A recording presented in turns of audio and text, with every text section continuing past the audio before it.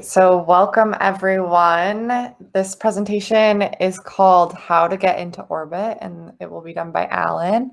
Alan is a grade 12 high school student with a deep passion for space exploration. And in today's workshop, he will be sharing basic knowledge about how to achieve orbit using a spacecraft, why we get into orbit, and different types of orbits and their uses. So I'll kick it over to you, Alan.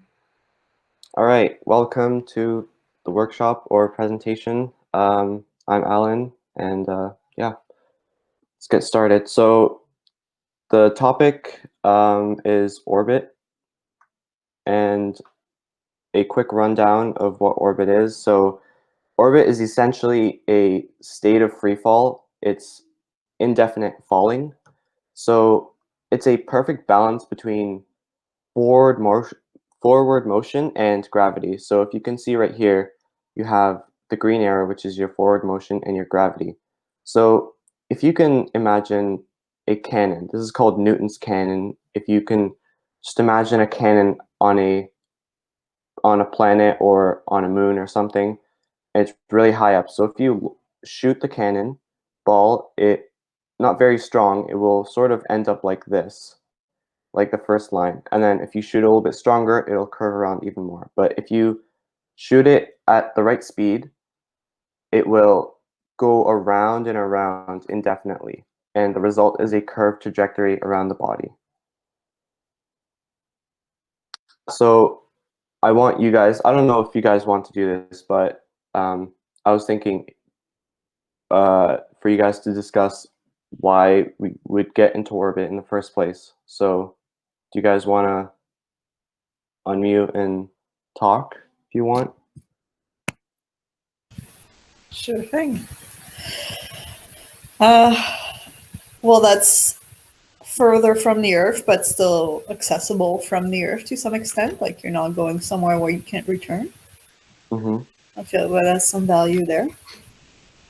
So how about like just the fact that you're just not, it's indefinite. So is there something useful about that? Yeah, I can imagine. Okay. So for those of you who are making an app, why does going into orbit actually matter and why you should care? So spacecraft are almost always based off of orbit. Even spacecraft that are no longer in orbit were in orbit at some point. Um, and some things you should keep in mind and think about is what kind of orbit was your data from? Is it geostationary orbit? Is it a suborbital orbit? Is it polar orbit? It's just some things you can consider with your data, and it'll make it useful to predict where the next set of data could be. And this is also good for number crunching, so always something to consider. So our next topic is how to actually achieve orbit. So you have here planet Earth. The closer you are to the equator, the faster you would be going. So over here at the North Pole or South Pole, you'd be going 0 kilometers per hour.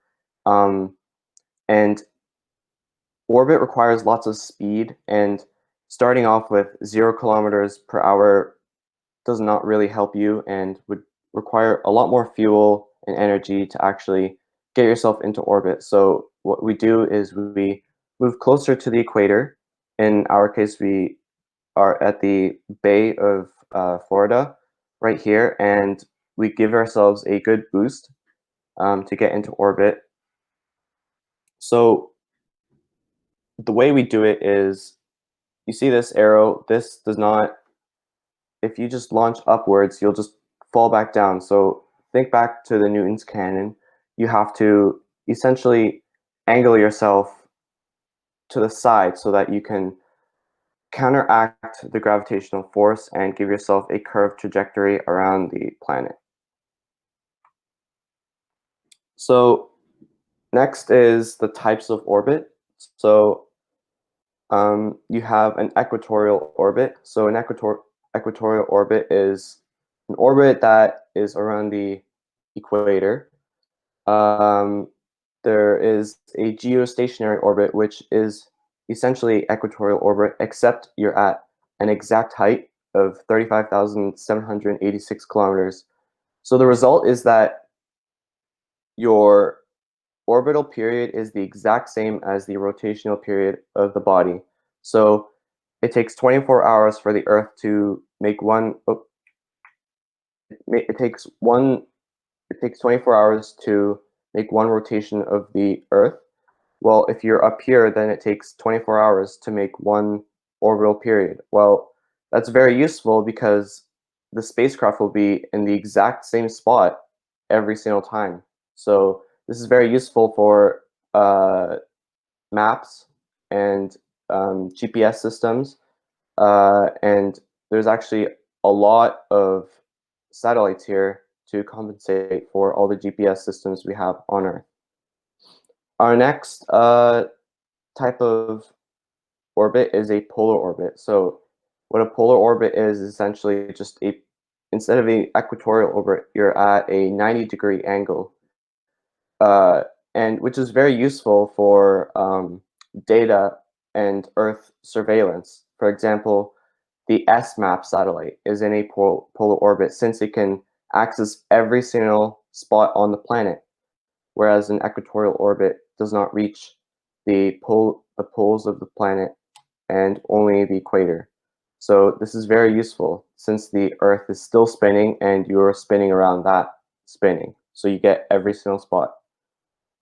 Next, you have a geostationary orbit. Sorry, not geostationary. The elliptical orbit, which is essentially an orbit that's not round, which is not a circle. It's essentially an oval or an egg-shaped orbit. So these would be very useful for satellites that need close images and far away images of a body.